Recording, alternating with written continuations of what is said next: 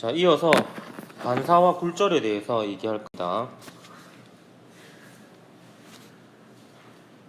반사는 고정단 반사와 자유단 반사가 있는데요. 이거 처음 들어보죠? 이 고정단 반사는 말 그대로 고정되어 있는 곳에서 반사되는 거예요. 소환 매질에서 밀환 매질로 갈 텐데, 이 소환 매질이 상대적으로 속도가 빠른 매질이고요. 밀환 매질이 속도가 느린 매질입니다. 속도가 느리다는 거는 이제 뭔가 좀 잘 진동을 하지 않는다는 뜻이거든요. 그래서 고정되어 있는 지점에서 반사가 되면 이 부분이 마디가 돼야 되거든요. 그렇기 때문에 여기 마디가 되려면 마루가 들어가면 골로 나와야 되고 골이 가면 마루로 나와야 됩니다. 그래서 위상이 뒤바뀌어서 나옵니다. 네, 자유단 반사 같은 경우에는 이제 여기가 밀환 매질이고 여기가 소환 매질이면 여기는 자유롭게 진동을 할 수 있는 부분이거든요. 그러니까 이 부분이 이제 뭐 정상파로 치면 배하고 유사한 부분이다 이렇게 보면 되겠습니다. 그래서 그대로 반사가 되어 나옵니다. 그렇다는 거고요. 그냥 넘어가겠습니다. 추가 설명 따위는 없습니다. 자, 반사와 굴절. 일단 매질의 경계면에서는요. 일반적으로 반사와 굴절이 같이 일어납니다. 그래서 이렇게 파동이 진행하게 되면 일부는 반사하고 일부는 굴절을 합니다. 일반적으로. 물론 전반사하는 경우도 있지만 이때 상대적으로 속력이 빠른 매질이 소환 매질이고 속력이 느린 매질이 밀환 매질이거든요. 이건 항상 상대적인 개념입니다. 무조건 100% 소환 매질, 100% 밀환 매질이 없습니다. 대표적으로 제가 예를 많이 드는 게 그 빛하고 소리하고 공기하고 물에서의 비교를 해보면 소리 같은 경우는 공기보다 물에서 더 빠릅니다. 소리의 전파 속력이. 소리의 입장에서는 물이 소환 매질이고 공기가 밀환 매질이에요. 근데 빛의 입장에서는 공기보다 물에서 속력이 더 느리거든요. 그렇기 때문에 빛의 입장에서는 물이 밀환 매질이고 공기가 소환 매질입니다. 이건 그때그때 다릅니다. 그리고 좀 이따가 이제 굴절의 법칙에 대한 식을 증명해 볼 건데요. 지금은 결과만 먼저 가져오면 굴절의 법칙은 이렇게 됩니다. 매질 1에서의 전파 속력을 V1, 매질 2에서의 전파 속력을 V2라고 하면 그리고 법선과 이루는 각이 법선과 파동이 진행 방향이 이루는 각이 매질 1에서는 세타1, 매질 2에서는 세타2라고 하면요. 그리고 얘를 입사각이라 그럽니다. 이 용어는 그래도 알아야 되니까. 그리고 얘를 굴절각이라 그래요. 지금 1에서 2로 진행한다라고 했을 때 만약에 2에서 1로 진행을 하면 얘가 입사각이 되고 얘가 굴절각이 됩니다. 그러면 굴절의 법칙은 이렇게 됩니다. 일단 기본적으로 굴절은 매질에 따라 전파 속력이 다르기 때문에 일어나는 거고요. 이 V1분의 사인 세타1은 V2분의 사인 세타2가 됩니다. 왜 이렇게 되는지는 바로 다음 페이지에 논술 문제에서 확인할 수가 있습니다. 일단 결론부터 얘기를 하면 파동이 결과적으로 요 지점에서 요 지점으로 가잖아요. 결과적으로 요 지점에서 요 지점으로 가는데 요 지점에서 요 지점으로 가는 여러 가지 경로 중에서 시간이 가장 짧은 경로를 택합니다. 왜 그런지는 모르겠는데 왜 그런지 그렇게 물어보면 이제 자연이 원래 그렇다 뭐 이렇게 얘기를 할 수가 있는데 그래서 이게 최대로 짧은 경로를 가려고 하다 보니까 속력이 빠른 쪽에서 최대한 많이 가려고 하고요. 속력이 느린 쪽에서 최대한 적게 가려고 합니다. 직선거리가 이렇잖아요. 직선거리가 직선거리에 비해서 무조건 휘어지면 경로는 길어지는데 속력이 빠른 쪽에서 최대한 많이 가고 속력이 느린 쪽에서 좀 적게 가야지 가장 빠른 시간 내에 갈 수 있습니다. 보통 이제 예로 많이 드는 게 여기 물에 빠진 사람이 있고 여기 구조대원이 있다라고 쳤을 때 물에 빠진 사람을 구하러 가려면 이렇게 가는 것보다 좀 달리는 거리를 많이 가고 수영하는 거리를 좀 짧게 가야지 빨리 구할 수 있습니다. 그렇다고 또 너무 이렇게 가면 거리가 멀어지고요. 그래서 이게 가장 빨리 갈 수 있는 경로가 있습니다. 이걸 이제 좀 이따 계산을 해볼 거고요. 그 결과가 이렇게 나옵니다. 그 결과가 이걸 해석해 보면 요 법선과 이것도 얘기 안 해줬네. 이미 다 알고 있겠죠. 요걸 법선이라 그럽니다. 법선. 매질의 경계면의 수직인 선. 항상 법선과 이루는 각으로 얘기를 하거든요. 이 법선과 이루는 각이 큰 쪽이 속력이 빠른 쪽입니다. 그렇게 기억을 하면 됩니다. 물리원에서는 사실 그 정도만 알아도 돼요. 이 법선과 이루는 각이 큰 쪽이 속력이 빠릅니다. 근데 진동수는 파원에 의해서 결정돼요. 그래서 매질이 달라져도 변하지 않습니다. 그래서 F1과 F2는 같고 파장이 달라지는 겁니다.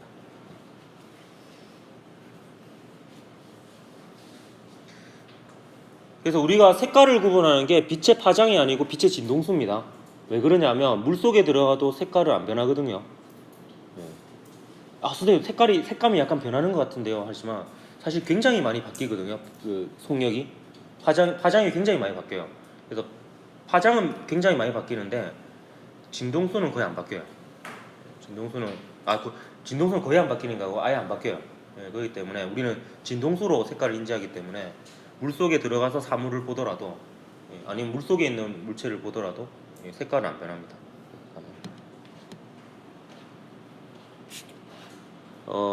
그리고요 이거는 소리든 빛이든 물결파든 모든 파동에 적용되는 식이고요.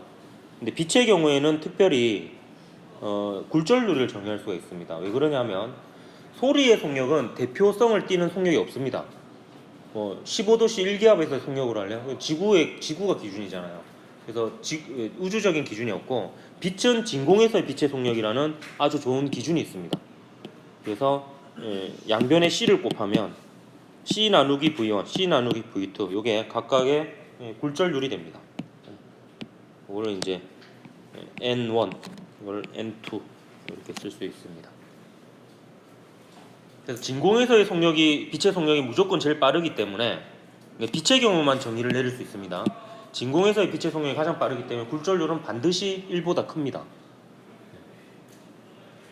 공기 같은 경우에는 1.0003이에요. 외우는 방법을 알려주면 공이 3개입니다. 공이 3개. 끝이 3이고요. 1.0003. 그래서 거의 진공이랑 똑같아요. 공기에서의 빛의 전파 속력은. 물은 한 1.33 정도 됩니다. 그래서 이렇게 하면은 이제 굴절의 법칙을 빛의 경우에는 이렇게 쓸 수 있습니다. N1 sin 세타1은 N2 sin 세타2 이렇게 쓸 수가 있습니다.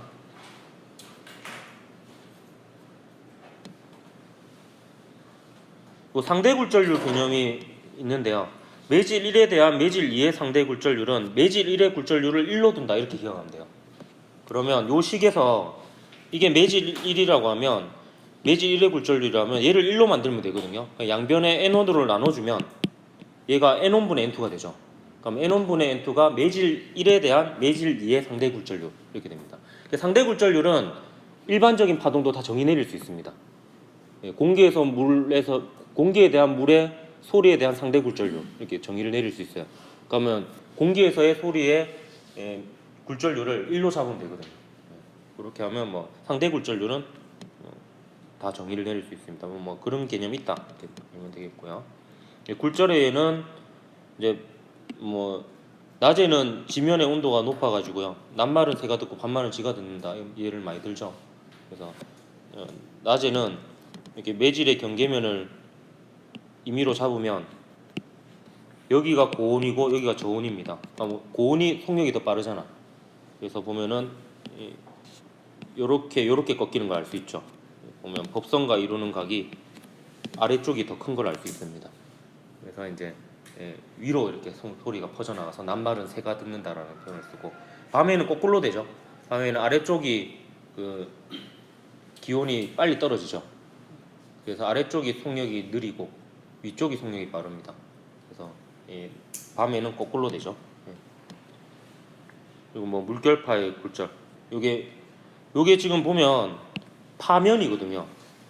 파면이니까 실제로 얘가 진행하는 방향은 파면의 수직인 방향이니까 요렇게 진행합니다. 요렇게.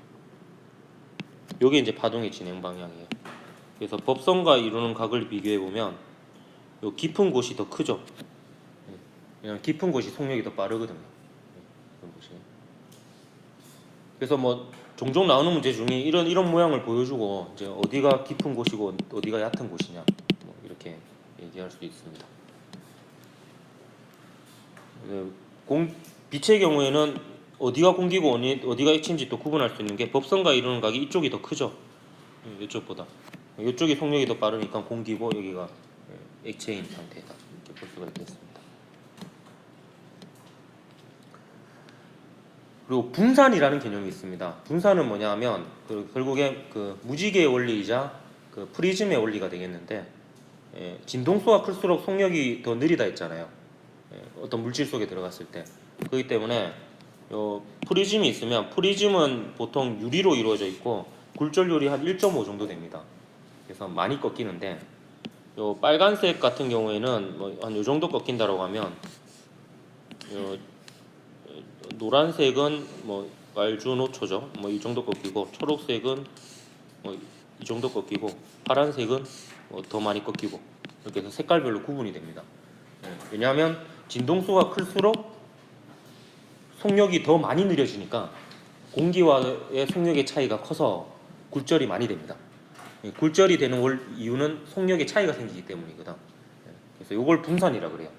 진동수에 따라서 굴절률이 달라지기 때문에 꺾이는 정도가 달라서 색깔별로 분리돼서 나오는 이런 현상을 분산이라고 합니다.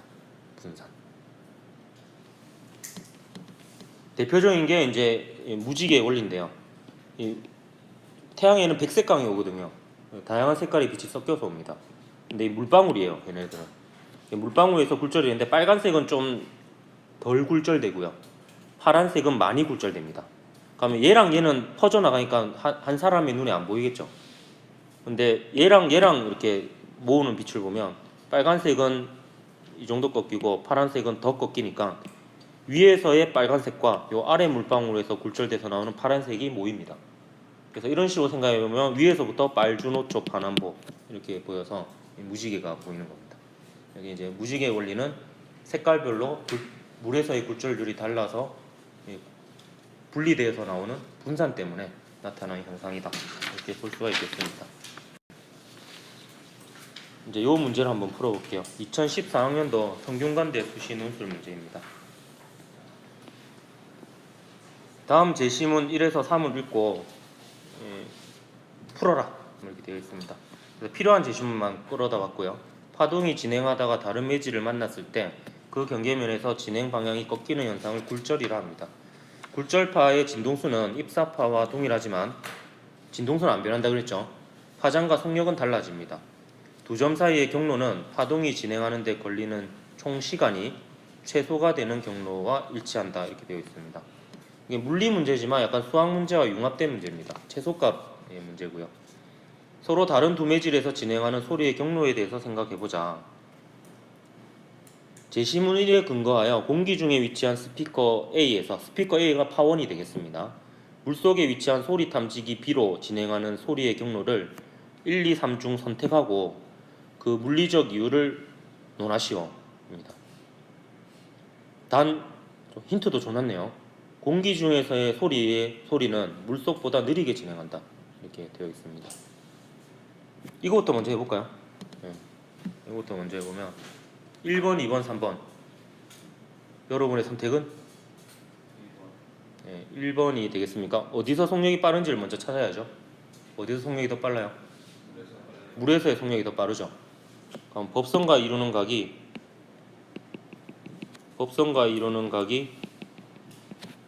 물에서 더 큰 경로를 찾아야 됩니다. 1번이죠.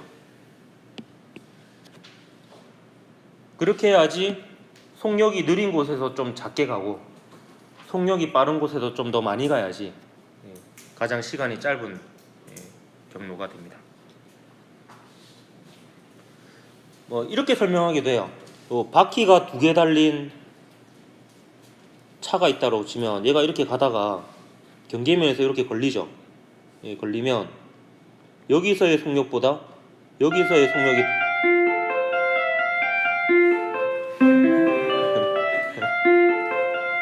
여기서의 속력보다 여기서의 속력이 더 빠르죠. 물에서의 소리 속력이. 그러면 이제 가다가 두 개가 나오나 지금? 이게 왜 이래? 아까 나왔는데. 가다가 이 부분이 더 빠르니까 이쪽으로 꺾이게 됩니다. 여기는 브레이크가 걸린다고 보면 되죠. 여기는 빠르고. 그렇게 설명하기도 하는데 보통 이 설명은 좀 유의해야 되는 점이 실제로 파동이 힘을 받아서 꺾이는 건 아니거든요. 그래서 보통 이거는 좀 개념에 혼동을 주기 때문에 좀 유의해서 가르치라는 그런 설명이 있습니다. 책에. 다시 됐네. 요렇게 꺾입니다. 아까는 왜 안 됐지? 요렇게. 요 부분이 빠르니까. 네, 이렇게. 사실 이거는 이제 걸러내는 문제고요. 이걸 답 못하면 이제 나가리가 되는 거고. 네, 미안합니다. 네, 나를 풀었어야지 이제 합격을 하겠죠. 공기 중에 위치한 A에서 알려지지 않은 매질 X로 진행하는 소리의 진행 경로를 관찰한 결과 그림 이와 같았습니다. 이때 소리의 속력에 비 V 공기 나누기 Vx를 L 라지 L 라지 H로 표현하시오 이렇게 되어 있습니다.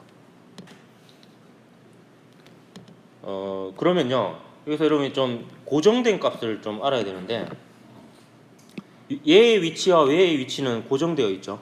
네, 고정되어 있고 요 길이도 변함이 없을 거예요. 요 길이도 변화가 없고요. 그 다음에 얘랑 얘의 위치가 변화가 없으니까 요 L 값도 변화가 없습니다. 라지 L 값. 그러니까 이제 요 라지 H 값하고 요 라지 L 값은 상수라고 볼 수 있습니다. 그러니까 얘가 어떤 경로를 택하냐라는 거는 요 L 값에 의해 결정이 되는 거죠. L 값에 의해서. 그러니까 여기서 여기까지 거리. 그러니까 요 문제에서 변수가 되는 거는 요 L 값이 변수입니다.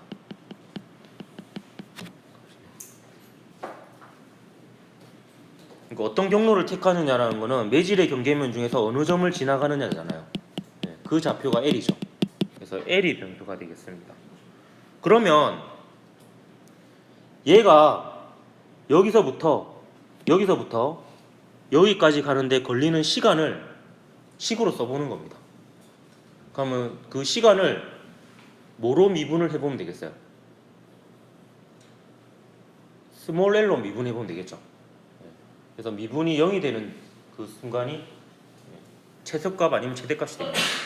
근데 여기는 결국에 최소값이니까 뭐 사실 더 엄밀하게 하려면 미분을 2번 해봐가지고 또 그걸 또 따져보고 이래야 되죠. 근데 뭐 그까지는 요구하진 않을 것 같고요. 일단 시간을 구해봅시다. 여기다 쓸게요. 어디다 쓸까? 한 이쯤 쓸까 그냥. 시간을 이제 정리를 해서 써볼 겁니다. 시간은 속력분의 거리죠. 근데 지금 직선 경로가 2개니까 시간분의 거리, 속력분의 거리, 속력분의 거리 이 두 개를 해서 더해야 될 겁니다. 그래서 보면 여기서의 속력은 뭐예요? V 공기죠. 여기서의 속력은 V 공기고, 그다음 이만큼 갈 때의 속력은 Vx죠.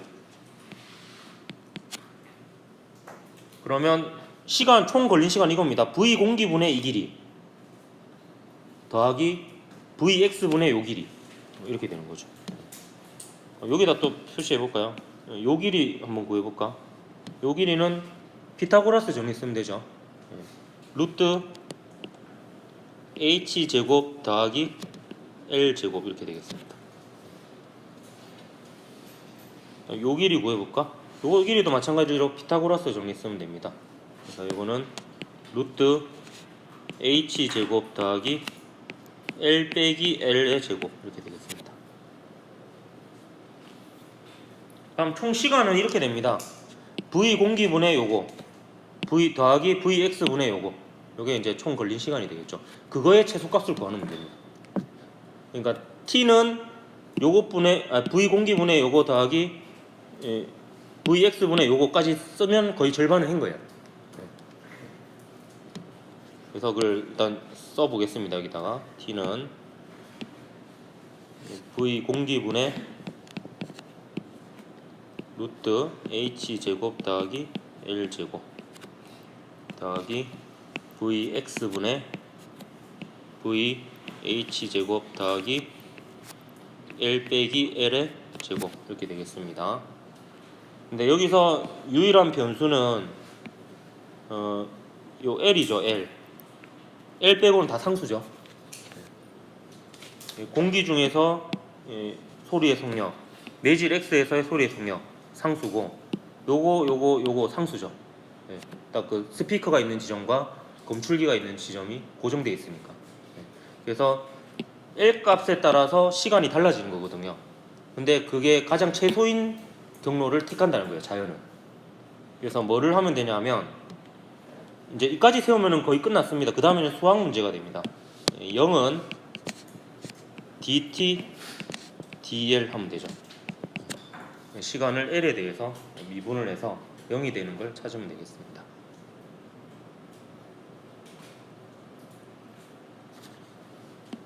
요거는 하는 방법 있죠. 요거 자체를 미분한 다음에 요거에 대해서 한 번 더 미분한 걸 곱하면 되죠. 기억납니까? 네, 그렇게 하면 됩니다. 그렇게 한 것을 그냥 바로 정리할게요. 그러면 얘는 이제 h제곱 더하기 l제곱의 2분의 1승이니까 앞에 2분의 1이 나오겠죠. 네, 그리고 이제 마이너스 2분의 1승이 되겠지. 네, 그리고 이제 2l이 나올 거고, 그렇게 해서 정리하면 얘가 2분의 1에 좀 긴데 적을게요. v 공기 루트 h제곱 더하기 l제곱 2l 이렇게 되겠죠. 요게 이제 요거를 l에 대해서 미분한 거고요.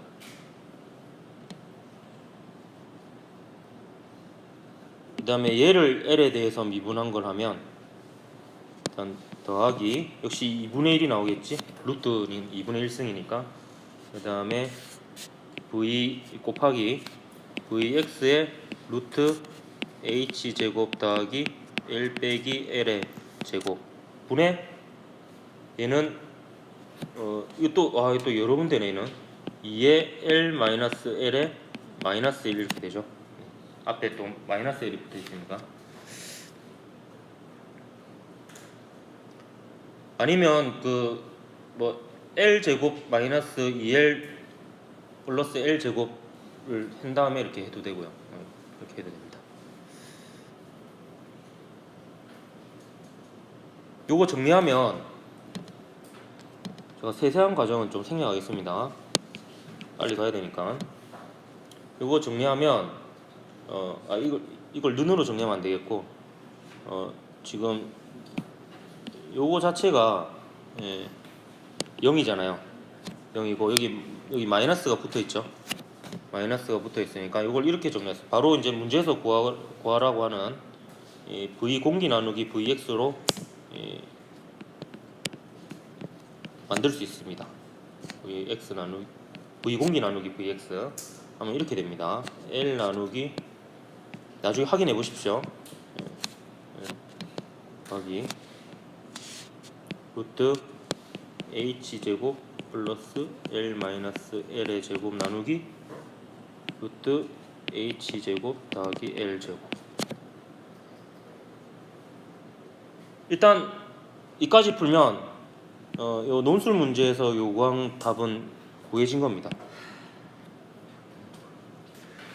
근데 조금 똑똑한 학생은 이 문제가 굴절의 법칙을 유도하는 문제라는 걸 알아챘을 거고, 이 답이 맞는지 결과를 알고 검사를 했을 거예요. 어떻게 검사를 할 수 있냐면, 얘가 결국에 이제 거꾸로 가는 겁니다. 거꾸로 가면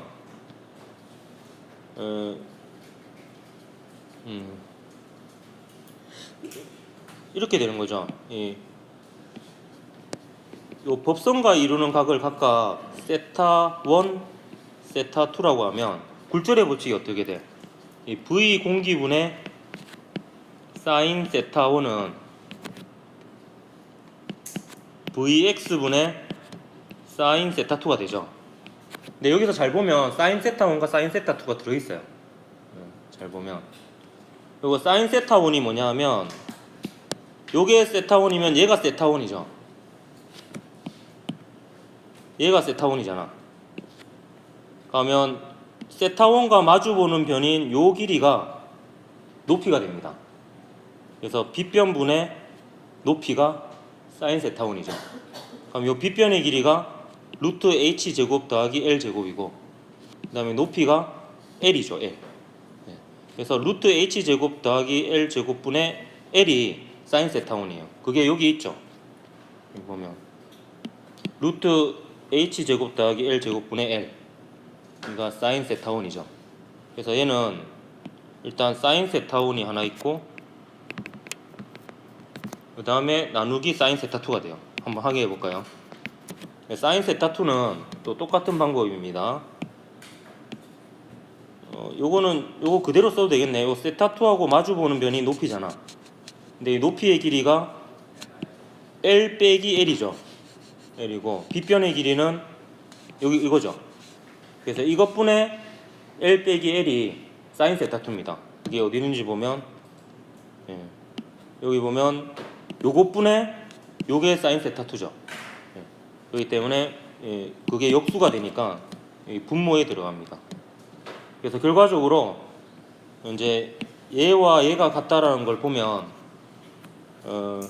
우리가 이미 결과로 알고 있는 굴절의 법칙하고 같죠. 맞습니까? v 공기분의 사인 세타5는 vx분의 사인 세타2. 그래서 결과를 알고 푼 애들은 혹시 중간에 계산 실수가 있었더라도 검산을 바로 했을 수 있을 거예요. 그래서 이게 맞는지. 그러면 혹시 중간 과정이 틀렸으면 찾아갈 수 있겠죠. 그래서 이제 풀 수가 있었습니다. 실제로 이제 굴절의 법칙을 증명하는 과정이에요. 최소 시간의 원리를 적용해서. 이렇게 해서 굴절을 마치고요.